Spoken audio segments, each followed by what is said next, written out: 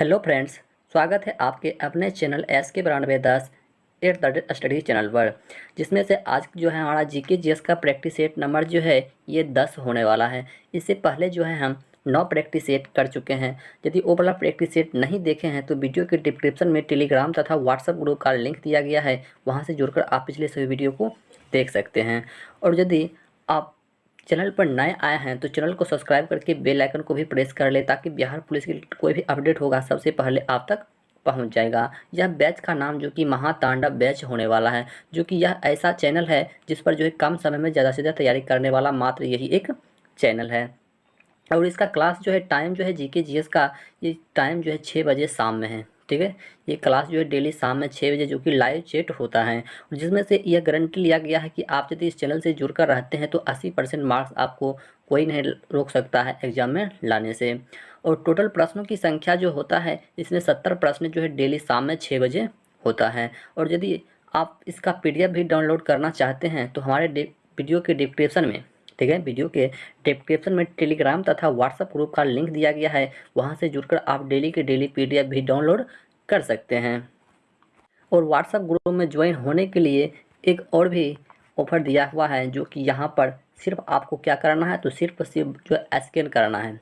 ठीक है, WhatsApp group पर जाइएगा, वहाँ से जाकर के जो आपको सिर्फ यहाँ पर जो है स्कैन करना है, उसके बाद जो है व्हाट्सएप ग्रुप में जो आप ज्वाइन हो सकते हैं। ठीक है, तो व्हाट्सएप ग्रुप में ज्वाइन होने के लिए किसी प्रकार का दिक्कत नहीं होना चाहिए। जिसमें कि 2 ऑप्शन दिया हुआ, एक आप वीडियो के डिस्क्रिप्शन में व्हाट्सएप ग्रुप का लिंक दिया गया है, वहाँ से भी ज्वाइन हो सकते हैं, या तो आप स्कैन करके भी ज्वाइन हो सकते हैं। और इस चैनल पर डेली हिंदी का क्लास जो होता है ये 8 बजे PM में होता है। ठीक है, हिंदी का क्लास होता है। उसके बाद 6 बजे AM यानी कि मॉर्निंग में जो है ये इंग्लिश का क्लास भी होता है। ये 3 क्लास जो है डेली के डेली होता है। तो आप जो है इस चैनल से जुड़िए और तीनों क्लास जो है समय पर कीजिए। और समय के बाद जो है नहीं करना है, मतलब ऐसा रखिए कि आपको जो है ना समय पर क्लास को ज्वाइन करना है। किसी भी हालत में जो है आपको समय पर जो है क्लास ज्वाइन करना है। इससे यह होगा कि आपका परसेंटेज जो है कट ऑफ में बढ़ने वाला है। जब परसेंटेज बढ़ने वाला है तो आपका सिलेक्शन होने वाला है। तो यह क्या करना है, तो आपको जो सबसे पहले टाइम टेबल पर जो है क्लास ज्वाइन करना है और उसके बाद जो है प्रैक्टिस सेट लगाना है। तो चलिए, बहुत बात हो गया, तो सबसे पहले जो हम प्रश्न को अब स्टार्ट करते हैं। तो अभी जो हमारा ये जीके जीएस का प्रश्न जो कि 70 प्रश्न होने वाला है, तो चलिए क्लास को स्टार्ट करते हैं। तो पहला प्रश्न है हमारा कि सेल्सियस स्केल पर मानव शरीर का सामान्य तापमान जो ये कितना होता है। यदि आप किसी प्रश्न का आंसर पहले से जानते हैं तो उसका आंसर जो आप कमेंट बॉक्स में कर सकते हैं। तो देखो, ये 36.9 डिग्री होता है। कितना होता है? 36.9 डिग्री होता है किसी भी स्केल पर मानव शरीर का सामान्य तापमान। चलिए, नेक्स्ट प्रश्न है 2 नंबर की, सौर मंडल का सबसे बड़ा ग्रह जो है ये कौन सा होता है। सौर मंडल का सबसे बड़ा ग्रह जो है ये कौन सा होता है। देखो, सौर मंडल का सबसे बड़ा ग्रह जो होता है ये बृहस्पति ग्रह होता है। ठीक है, सौर मंडल का सबसे बड़ा ग्रह जो होता है ये बृहस्पति ग्रह होता है। और ये मंगल ग्रह जो है इसे लाल ग्रह के नाम से भी जाना जाता है। और सबसे गर्म ग्रह जो होता है ये शुक्र ग्रह होता है। और चमकीला ग्रह भी जो होता है ये शुक्र ही होता है। तो इसे भी याद रखना है। चलिए देखते हैं नेक्स्ट प्रश्न को। चलिए, नेक्स्ट प्रश्न है कि हवा में जिस गैस की मात्रा सबसे अधिक होती है वह कौन सी है। हवा में जिस गैस की मात्रा जो है सबसे अधिक होती है वह कौन सा गैस है। देखो, हवा में जो है सबसे अधिक होता है ये नाइट्रोजन गैस होता है, जो कि कितना परसेंट पाया जाता है, तो ये जो 78% पाया जाता है। ठीक है, कितना परसेंट पाया जाता है? 78% जो कि नाइट्रोजन पाया जाता है। और उसके बाद यदि हम बात करें तो 20% जो है ऑक्सीजन पाया जाता है। और 0.9% जो है ये ऑर्गन पाया जाता है, जिसमें कि 0.03%, ठीक है, कार्बन डाइऑक्साइड गैस होती है। ठीक है, इसे भी याद रखना है। चलिए देखते हैं नेक्स्ट प्रश्न को। चलिए, अगला प्रश्न बताना है 4 नंबर में कि स्त्रियों की तुलना में पुरुष अधिक वर्णतता से पीड़ित हो सकते हैं। क्यों हो सकते हैं? क्योंकि देखो, उनमें जो है ना, उनमें केवल एक X क्रोमोसोम होता है। उनमें क्या होता है कि केवल जो है ना एक ही एक्स क्रोमोसोम होता है, यही वजह है। तो इसका बिल्कुल सही आंसर जो है ऑप्शन नंबर सी हो जाएगा कि केवल उनमें एक क्रोमोसोम होते हैं। चलिए नेक्स्ट प्रश्न बताना है 5 नंबर की पृथ्वी पर मरुभूमि होने की संभावना अधिक रहती है, कब रहती है ये बताना है। देखो जब 23 डिग्री अक्षांश के पास होती है तब होती है, कब होती है कि जब 23 डिग्री अक्षांश के पास होती है तब जाकर के जो है पृथ्वी पर मरुभूमि होने की संभावना अधिक रहती है। देखो प्रश्न को सही से देखना है और उसके बाद जो है माइंड में बैठाना है। अगला प्रश्न है 6 नंबर की पृथ्वी की सतह से ओजोन परत की ऊंचाई जो है ये कितनी है। पृथ्वी की सतह से ओजोन परत की ऊंचाई जो है इसकी कितनी है। देखो इसकी ऊंचाई की हम बात करें तो इसकी ऊंचाई जो है 40 से 50 किलोमीटर होती है। कितनी होती है, तो ये जो 40 से 50 किलोमीटर होती है, यानी कि ऑप्शन नंबर बी जो है बिल्कुल सही है। चलिए अगला प्रश्न जिसमें कि 7 नंबर हमारा प्रश्न है कि ठंड के दिनों में लोहे की गुटके और लकड़ी के गुटकों को प्रातः काल में छुए तो लोहे का गुटका जो है ठंडा लगता है, क्यों लगता है ये बताना है। क्यों लगता है ये बताना है। देखो क्योंकि लकड़ी की तुलना में लोहा जो है ना ऊष्मा का अच्छा चालक होता है। क्या होता है कि लकड़ी की तुलना में लोहा जो है ऊष्मा का क्या होता है, अच्छा चालक होता है, यही वजह है उसका। चलिए अगला प्रश्न बताना है 8 नंबर में प्रश्न है कि किसी परमाणु नाभिक का आइसोटॉप वह नाभिक है जिसमें क्या होता है। देखो प्रोटॉन की संख्या वही होती है परंतु न्यूट्रॉन की संख्या जो है भिन्न होती है, यानी कि ऑप्शन नंबर बी जो है बिल्कुल सही है कि प्रोटॉनों की संख्या जो है वही होती है परंतु न्यूट्रॉन की संख्या क्या होती है, भिन्न होती है। चलिए नेक्स्ट प्रश्न बताना है 9 नंबर कि मच्छर भगाने वाली दवाओं में सक्रिय रसायन होती है, यानी कि मच्छर भगाने वाली दवाओं में जो है कौन सी रसायन होती है। देखो उसमें जो है एलेचिन रसायन होता है, ठीक है, एलेचिन होता है, यानी कि ऑप्शन नंबर ए जो है बिल्कुल सही आंसर है एलेचिन। ठीक है, आप यदि किसी भी प्रश्न का आंसर पहले से जानते हैं तो आप लाइव चैट में कर सकते हैं। तो अगला प्रश्न है 10 नंबर की पृथ्वी की सतह पर वह भाग जो पानी से ढका है लगभग, यानी कि पानी से कितना भाग जो है ये ढका हुआ है।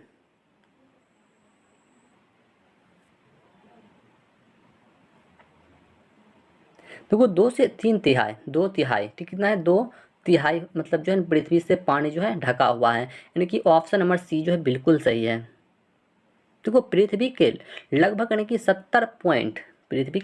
70.2%, कितना 70.2% भाग पर जल है जिसमें से 29.8%, जिसमें 29.8% पर भाग पर स्थित हुआ विस्तार है। ठीक है, निकालने का मतलब जो है जैसे कि हम जो सब रहते हैं, ठीक है, ये हो जाएगा। और जो है टोटल सतह का लगभग 2 तिहाई भाग जल से क्या है, मतलब ढका हुआ है, यानी कि ऑप्शन नंबर सी जो है बिल्कुल सही है। चलिए नेक्स्ट प्रश्न है 11 नंबर की तारामंडल, जिस तारामंडल की तारे ध्रुव तारे की और संकेत करता है वह कौन सा है, वह जो है कौन सा है। देखो वो सप्तवर्षीय होता है, क्या होता है, वो सप्तवर्षीय होता है, यानी कि ऑप्शन नंबर ए जो है बिल्कुल सही आंसर है सप्तवर्षीय। चलिए अगला प्रश्न है कि भारी जल होता है जिसमें, देखो भारी जल वह जल होता है जिसमें हाइड्रोजन का स्थान उसका आइसोटोप ले लेता है। भारी जल वह जल होता है जिसमें उसका हाइड्रोजन का स्थान जो है आइसोटोप ले लेता है, यानी कि ऑप्शन नंबर सी जो है बिल्कुल सही है। चलिए अगला प्रश्न है कि पृथ्वी पर घने वन अधिकतर मिलते हैं, पृथ्वी पर घने वन अधिकतर मिलते हैं। देखो ये भूमध्य रेखा के पास मिलती है, कहाँ पर मिलती है, ये भूमध्य रेखा के पास मिलती है, यानी कि ऑप्शन नंबर ए जो सही है। चलिए अगला प्रश्न बताना है कि पटना का स्थानीय समय क्या है, पटना का स्थानीय समय जो है ये क्या है।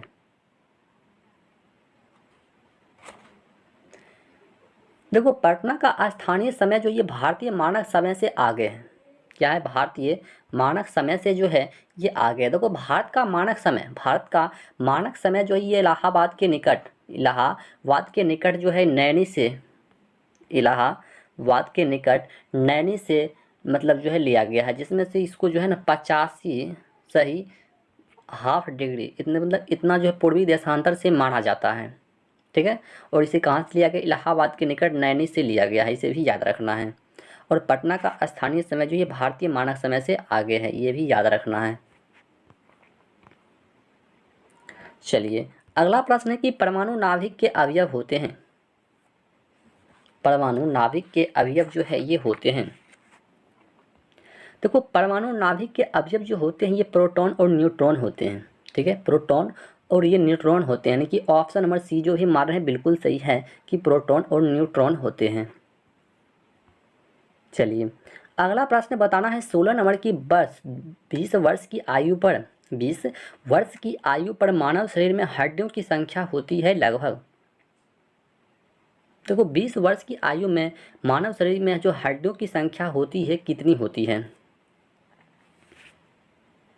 देखो ये 200 होती है। कितनी होती है, 200 होती है, यानी कि ऑप्शन नंबर बी जो है बिल्कुल सही है, 200 होती है।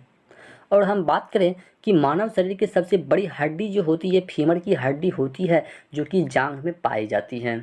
ठीक है, फीमर की हड्डी होती है। और सबसे छोटी हड्डी की बात करें तो ये कान में पाया जाता है, जिसको स्टेपिज की हड्डी कहा जाता है। ठीक है, इसे भी याद रखना है। चलिए अगला प्रश्न है कि HIV द्वारा होने वाला रोग जो है ये कौन सा है। HIV द्वारा होने वाला रोग जो है ये कौन सा है, देखो HIV द्वारा होने वाला रोग जो है ये एड्स रोग है। कौन सा रोग है, ये एड्स रोग होता है, यानी कि ऑप्शन नंबर डी जो है बिल्कुल सही आंसर है, एड्स रोग। चलिए नेक्स्ट प्रश्न है कि 100 यदि 10 सॉरी क्या कहते हैं, यदि 10 जले तो बिजली का खर्च कितना, देखिए 100 बल्ब है। ठीक है, प्रश्न जो है देखो यहाँ पर प्रश्न जो है थोड़ा मिस्टेक हो चुका है। यहाँ पर प्रश्न होना चाहिए कि यदि 100 वाट का बिजली का बल्ब 100 वाट का बिजली का बल्ब यदि 10 घंटे जले तो बिजली का खर्च क्या होगा। ठीक है, 100 वाट का बिजली का बल्ब यदि 10 घंटा जले तो बिजली का खर्च क्या होगा, यह प्रश्न है। ठीक है, यहाँ पर जो है कि मिस्टेक हो चुका है। प्रश्न है कि 100 वाट का बिजली का बल्ब यदि 10 घंटे जले तो बिजली का खर्च क्या होगा, बताइए।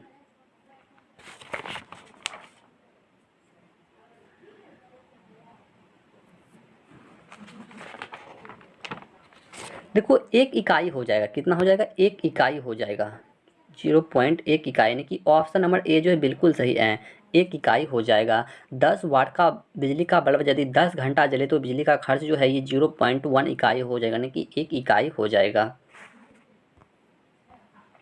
चलिए अगला प्रश्न है 19 नंबर, यदि किसी ऐनक के लेंस का पावर +2 डायोप्टर हो तो इसके फोकस दूरी क्या होने वाला है। देखो यदि किसी ऐनक लेंस की पावर यानी कि +2 डायोप्टर है तो उसकी फोकस दूरी जो है ये कितना होने वाला है।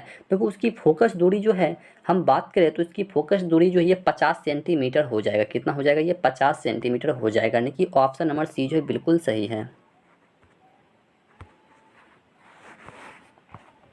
चलिए अगला प्रश्न है 20 नंबर कि निम्नलिखित में से कौन एक कंप्यूटर की भाषा नहीं है। देखो कंप्यूटर की भाषा की बात कर रहा है, कंप्यूटर की भाषा नहीं है ये बताना है।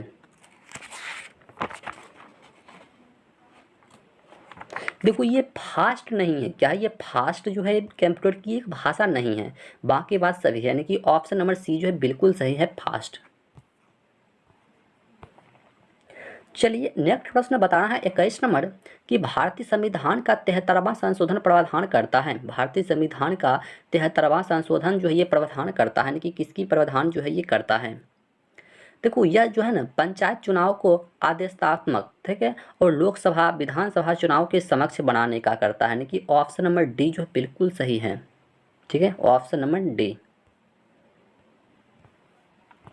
चलिए नेक्स्ट प्रश्न बताना है 22 नंबर कि निम्नलिखित राजवंशों में किसका उल्लेख जो ये संगम साहित्य में नहीं हुआ है। निम्नलिखित राजवंशों में किसका उल्लेख जो है ये संगम साहित्य में जो है नहीं हुआ है। देखो ये कंदब का नहीं हुआ है, यानी कि ऑप्शन नंबर ए जो है बिल्कुल सही आंसर है, ये कंदब का नहीं हुआ है। चलिए अगला प्रश्न है 23 नंबर कि बुद्ध के जीवन का 4 महत्वपूर्ण घटनाओं और उनके संबंध 4 स्थानों का नीचे उल्लेख जो कि दिया हुआ है और इसका मिलान करना है। ठीक है, इसका जो है मिलान करना है।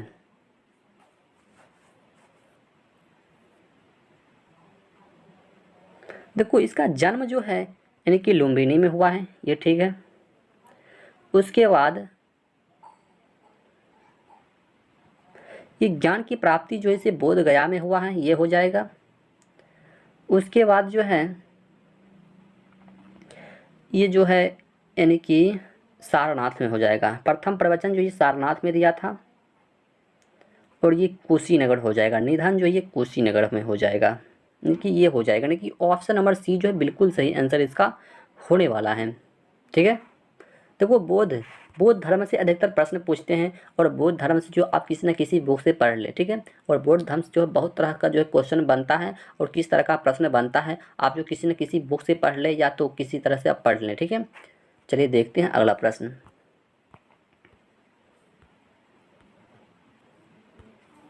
चलिए नेक्स्ट प्रश्न है कि पाटलिपुत्र में स्थित चंद्रगुप्त का महल मुख्यतः बना था, यानी कि पाटलिपुत्र में जो है स्थित था चंद्रगुप्त का महल, ये किस चीज़ का बना हुआ था।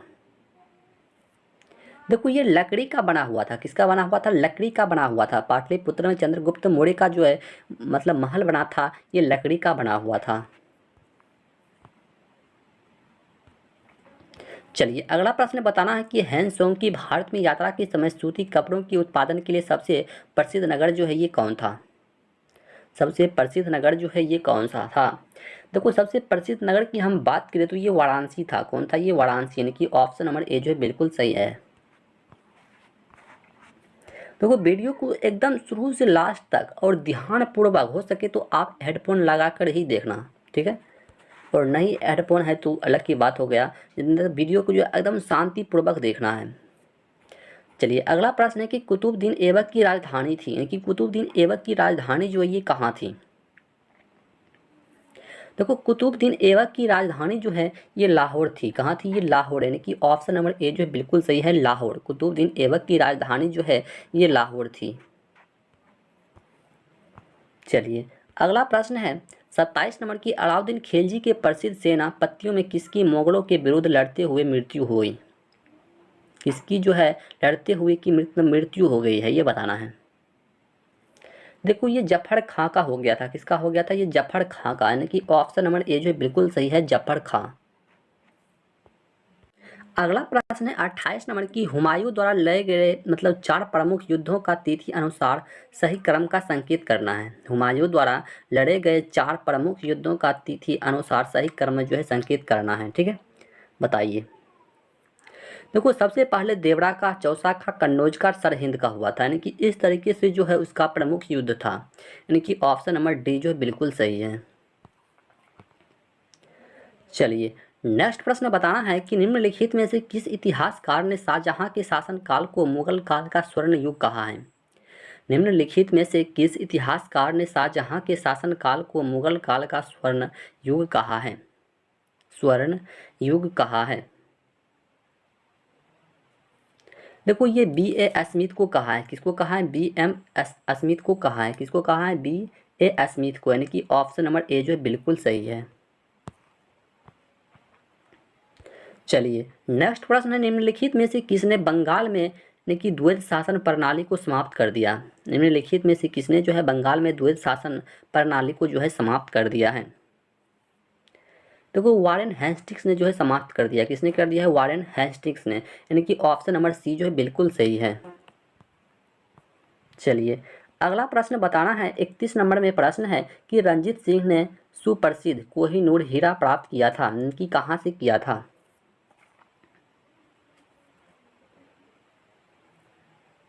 देखो ये शाह सूजा से किया था। कहाँ से किया था? शाह सूजा से, यानी कि ऑप्शन नंबर ए जो है बिल्कुल सही है, शाह सूजा। चलिए अगला प्रश्न बताना है 32 नंबर की लॉर्ड बेले जली, क्या है, लॉर्ड बेले जली की सहायक संधि को स्वीकार करने वाला पहला मराठा सरदार था। इनकी पहला मराठा सरदार जो है ये कौन था? देखो इसका पहला मराठा सरदार जो था ये पेशवा बाजीराव द्वितीय था। कौन था? पेशवा बाजीराव द्वितीय, यानी कि ऑप्शन नंबर ए जो है बिल्कुल सही है। चलिए नेक्स्ट प्रश्न है, निम्नलिखित में से किसने ऑल इंडिया मुस्लिम लीग की स्थापना की थी?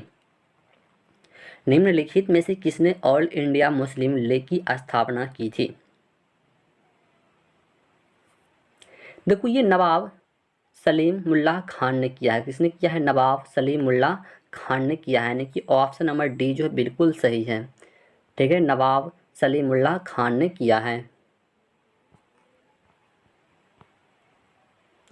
चलिए अगला प्रश्न है कि निम्नलिखित में कौन आत्मीय सभा के संस्थापक थे?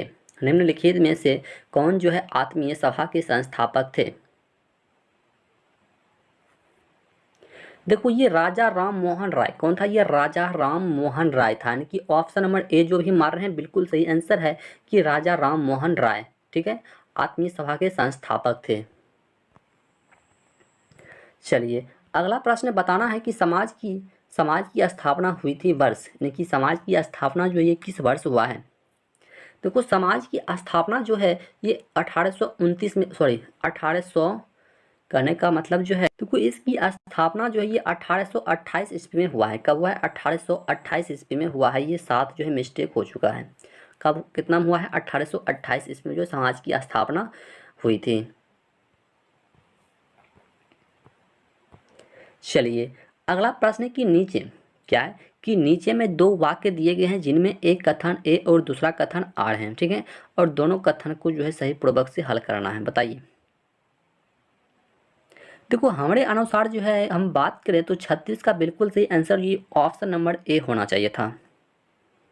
यानी कि देखो ए और कारण आर दोनों ही सही हैं। कथन ए का सही व्याख्या कारण आर करता है, ठीक है, यानी कि ये जो है बिल्कुल सही होना चाहिए था।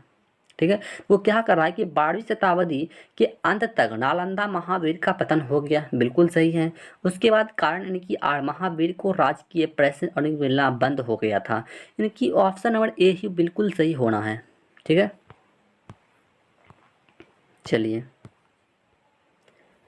चलिए अगला प्रश्न बताना है 27 नंबर की कवि वाण निवासी था, यानी कि कवि वाण जो है कहाँ का निवासी था? कवि वाण निवासी था।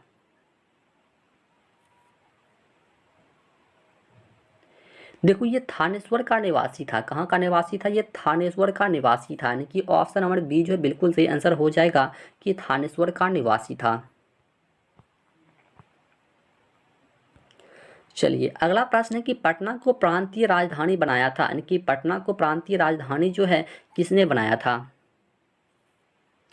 देखो ये शेर शाह ने बनाया था। किसने बनाया था? ये शेर शाह ने बनाया था, यानी कि ऑप्शन नंबर ए जो है बिल्कुल सही आंसर है। शेर शाह ने जो है पटना को प्रांतीय राजधानी बनाया था। चलिए अगला प्रश्न है कि 17वीं शताब्दी में बिहार में सोने की खान कहाँ मतलब स्थित थी? सोने की खान जो है ये बिहार में जो है कहाँ पर जो है स्थित थी, ये बताना है। सोने की खान जो है बिहार में कहाँ पर स्थित थी? सोने की खान देखो ये पटना में ही स्थित था। कहाँ पर स्थित था? ये पटना में ही स्थित था, यानी कि ऑप्शन नंबर बी जो है बिल्कुल सही आंसर है कि पटना में ही स्थित था। चलिए अगला प्रश्न है 40 नंबर की बिहार में गौ हत्या रोकने के लिए गोरक्षिणी सभाओं की स्थापना किस वर्ष में हुई है? बिहार में गौ हत्या रोकने के लिए गोरक्षिणी सभाओं की स्थापना जो है ये किस वर्ष में हुई है? देखो ये 1882 ईस्वी में हुआ है। कब हुआ? ये 1882 ईस्वी में हुआ है। चलिए अगला प्रश्न है 41 नंबर की किस वर्ष उड़ीसा जो है बिहार से पृथक हुआ है? किस वर्ष उड़ीसा बिहार से जो है पृथक हुआ है? किस वर्ष उड़ीसा बिहार से पृथक हुआ है? देखो ये 1936 में हुआ है। कब हुआ? ये 1936 ईस्वी में हुआ है। चलिए अगला प्रश्न बताना है कि पृथ्वी को सूर्य की परिक्रमा करने में लगता है कि पृथ्वी को सूर्य की परिक्रमा करने में जो कितना समय लगता है? देखो ये 365.25 दिन लगता है, यानी कि ऑप्शन नंबर बी जो है बिल्कुल सही है।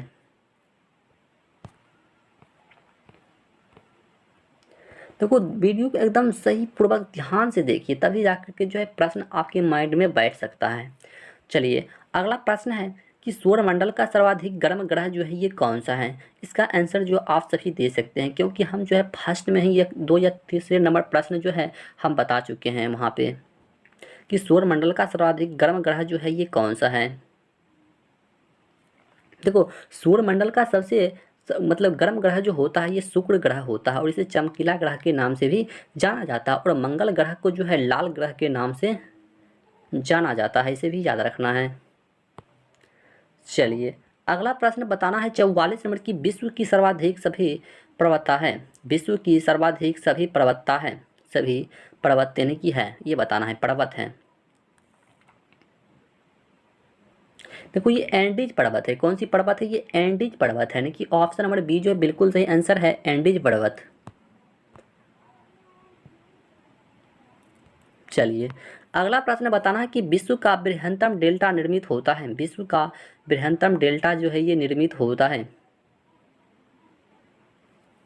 गंगा एवं ब्रह्मपुत्र के द्वारा होता है। किसके द्वारा होता है? गंगा और ब्रह्मपुत्र के द्वारा होता है, यानी कि ऑप्शन नंबर ए जो बिल्कुल सही आंसर है कि गंगा और ब्रह्मपुत्र के द्वारा होता है।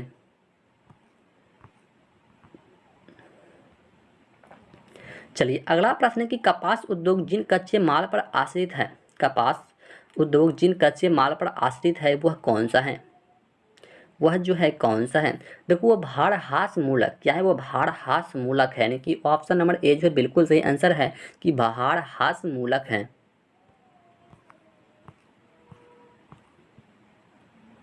चलिए नेक्स्ट प्रश्न है कि भारत के अतिरिक्त प्रायद्वीपीय पर्वत निर्मित है। भारत के अतिरिक्त प्रायद्वीपीय पर्वत जो है निर्मित हुए हैं। देखो ये पेलपोजोइक महाकल्प में हुआ है। कहाँ पर हुआ है? पेलपोजोइक महाकल्प में, यानी कि ऑप्शन नंबर बी जो है बिल्कुल सही है। चलिए अगला प्रश्न है कि गंगा के मैदान की पुरानी कछाड़ी मिट्टी कहलाती है। बताइए गंगा के मैदान की पुरानी कछाड़ी मिट्टी जो है ये क्या कहलाती है? गंगा के मैदानी का पुरानी कछाड़ी मिट्टी जो होता है उसको क्या कहा जाता है? देखो उसको जो है ना बांगड़ कहा जाता है, उसको बांगड़ मिट्टी के नाम से जाना जाता है, यानी कि ऑप्शन नंबर बी जो है बिल्कुल सही आंसर है, उसको जो है बांगड़ मिट्टी के नाम से जाना जाता है।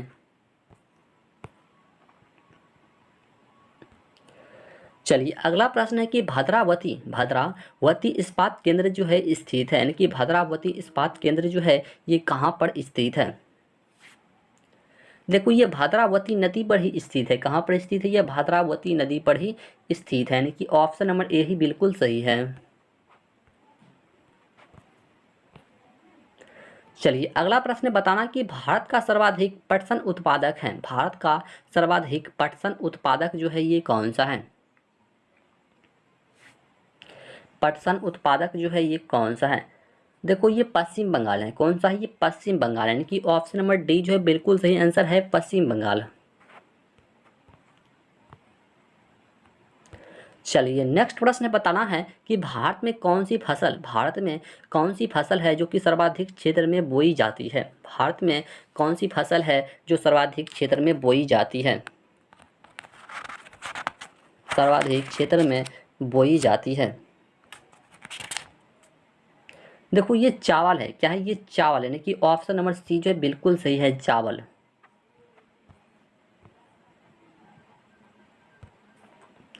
चलिए अगला प्रश्न है कि विदर्भ एक प्रादेशिक नाम है भारत में, और यह कहाँ पर है? और यह जो है कहाँ पर है?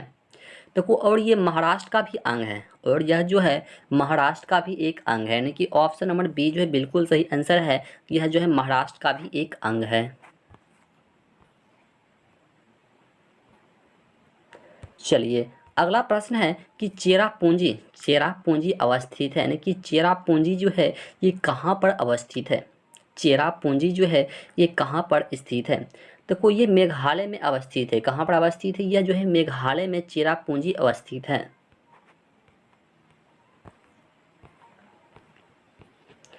चलिए अगला प्रश्न बताना है 54 नंबर में प्रश्न है कि बिहार की तराई प्रदेश विस्तृत है। बिहार की तराई प्रदेश विस्तृत है। देखो ये भारत नेपाल सीमा के समांतर जो है विस्तृत है, यानी कि ऑप्शन नंबर बी जो है बिल्कुल सही आंसर हो जाएगा कि भारत नेपाल सीमा के समांतर। चलिए अगला प्रश्न बताना है जो कि कोड के अनुसार बताना है। ठीक है, बताइए कोड के अनुसार। कि प्रश्न है कि बिहार में पटसन उद्योग की पट्टी स्थित है। बिहार में पटसन उद्योग की पट्टी जो है ये स्थित है, ये बताना है। देखो ये उत्तर पश्चिमी बिहार मैदान में भी स्थित है और उत्तरी पूर्वी बिहार मैदान में भी स्थित है, यानी कि ऑप्शन नंबर ए जो है बिल्कुल सही हो जाएगा। ठीक है, ऑप्शन नंबर ए जो है बिल्कुल सही हो जाएगा। चलिए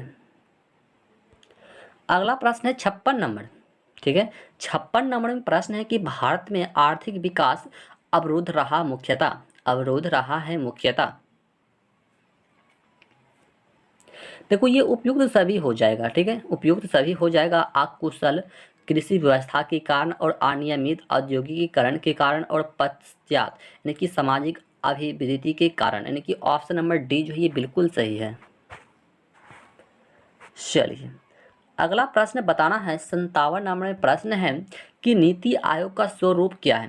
नीति आयोग का स्वरूप जो है ये क्या है। देखो नीति आयोग का स्वरूप यानी कि क्या कहते हैं दात्री क्या हो जाएगा, प्राम छात्र दात्री यानी कि संस्था हो जाएगा, यानी कि ऑप्शन नंबर बी जो है बिल्कुल सही है। क्या हो जाएगा, प्राम सरदात्री संस्था। ठीक है, ऑप्शन नंबर बी प्राम सरदात्री संस्था। तो चलिए देखते हैं अगला प्रश्न। देखो वीडियो को बीच में छोड़कर नहीं भागना है। यदि आप वीडियो को छोड़कर बीच में चले जाते हैं तो आपका ही नुकसान होने वाला है। ठीक है, अगला प्रश्न है कि भारतीय नीति आयोग का पदेन अध्यक्ष होता है, यानी कि भारतीय नीति आयोग का पदेन अध्यक्ष जो है ये कौन होता है। देखिए हम आपके लिए इतना मेहनत कर सकते हैं तो आप भी हमारे लिए कुछ तो कर सकते हैं। क्या कर सकते हैं, तो दूसरों को ज़्यादा से ज़्यादा शेयर भी कर सकते हैं। ठीक है, और वीडियो को लाइक कर सकते हैं और एक प्यारा सा कमेंट लास्ट में ज़रूर कीजिएगा। तो चलिए अगला प्रश्न बताइए कि भारतीय नीति आयोग का पदेन अध्यक्ष होता है। देखो भारतीय नीति आयोग का पदेन अध्यक्ष जो ये प्रधानमंत्री होता है। कौन होता है, यह जो है प्रधानमंत्री होता है। चलिए अगला प्रश्न है 59 नंबर कि भारत की प्रमुख खाद्य फसल जो है ये क्या है। भारत की प्रमुख खाद्य फसल जो है ये क्या है। देखो भारत की प्रमुख खाद्य फसल जो है ये चावल है। क्या है ये, चावल, यानी कि ऑप्शन नंबर बी हो जाएगा। चलिए अगला प्रश्न बताना है कि अंत्योदय कार्यक्रम का उद्देश्य क्या है। देखो अंत्योदय कार्यक्रम का उद्देश्य जो होता है ये गरीबों में सबसे गरीब की सहायता करना होता है। ठीक है, गरीबों में सबसे गरीब की सहायता करना, यानी कि ऑप्शन नंबर सी जो है बिल्कुल सही है। चलिए अगला प्रश्न है कि निम्नलिखित सत्रों में मतलब किससे भारत सबसे अधिक विद्युत प्राप्त कर सकता है। भारत जो है सबसे अधिक विद्युत जो है किसके द्वारा प्राप्त कर सकता है। देखो ये सबसे अधिक विद्युत जो है तापीय के द्वारा यानी कि प्राप्त कर सकता है, यानी कि ऑप्शन नंबर बी जो है बिल्कुल सही हो जाएगा। चलिए अगला प्रश्न है कि भारतीय रुपये की विनिमय दर निर्धारित होती है। भारतीय रुपये की विनिमय दर जो है ये किसके द्वारा निर्धारित होती है। देखो ये जो कुछ चयनित मुद्राओं के संबंध में होता है। कुछ चयनित मुद्राओं के संबंध में होता है, यानी कि ऑप्शन नंबर सी बिल्कुल सही हो जाएगा। कुछ चयनित मुद्राओं के संबंध में। चलिए अगला प्रश्न है कि जीवन बीमा निगम एक उदाहरण है। जीवन बीमा निगम एक किसका उदाहरण है। जीवन बीमा, देखो ये निवेश बैंक का एक उदाहरण है। ठीक है, निवेश बैंक का एक उदाहरण है जीवन बीमा निगम। चलिए नेक्स्ट प्रश्न बताना है कि भारत में सबसे प्राचीन बृहद स्तरीय उद्योग जो है ये कौन सा है। देखो ये कंपास, यानी कि ऑप्शन नंबर सी हो जाएगा कंपास। चलिए अगला प्रश्न कि भारत सरकार की आय का सबसे बड़ा स्रोत क्या है? भारत सरकार की आय का सबसे बड़ा स्रोत जो है ये क्या है? भारत सरकार के आय का सबसे बड़ा स्रोत जो है ये क्या है? आय का सबसे बड़ा स्रोत जो है ये क्या है? देखो ये उत्पाद कर, क्या है ये? उत्पाद कर, यानी कि ऑप्शन नंबर बी जो है बिल्कुल सही है, उत्पाद कर। चलिए अगला प्रश्न है, निम्नलिखित में से कौन आर्थिक विकास के लिए प्रत्यक्ष रूप में महत्वपूर्ण नहीं है? निम्नलिखित में से कौन आर्थिक विकास के लिए प्रत्यक्ष रूप से महत्वपूर्ण नहीं है? आर्थिक विकास के लिए देखो आर्थिक विकास के लिए महत्वपूर्ण नहीं, यानी कि मुद्रा की मात्रा जो है नहीं है, यानी कि ऑप्शन नंबर ए जो है बिल्कुल सही है कि मुद्रा की मात्रा जो है ये नहीं है। तो चलिए देख लेते हैं नेक्स्ट प्रश्न को। चलिए अगला प्रश्न है कि भारतीय संविधान को संविधान सभा द्वारा अंगीकृत किया गया है। भारतीय संविधान को संविधान सभा द्वारा अंगीकृत कब किया गया है ये बताना है।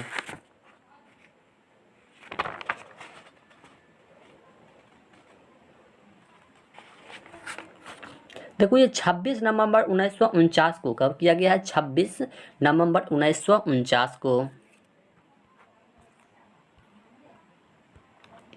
चलिए अगला प्रश्न बताना है कि मौलिक कर्तव्य को निर्धारित किया गया है, यानी कि मौलिक कर्तव्य को जो है किसके द्वारा निर्धारित किया गया है? देखो ये 42वें संविधान संशोधन के द्वारा किया गया है। मौलिक कर्तव्य को जो है 42वें संविधान संशोधन के द्वारा जो है इसे निर्धारित किया गया है, यानी कि ऑप्शन नंबर सी जो है बिल्कुल सही है। चलिए अगला प्रश्न बताना है कि संघीय मंत्री परिषद के मंत्री उत्तरदायी होते हैं, यानी कि मंत्री उत्तरदायी जो है ये कौन होते हैं?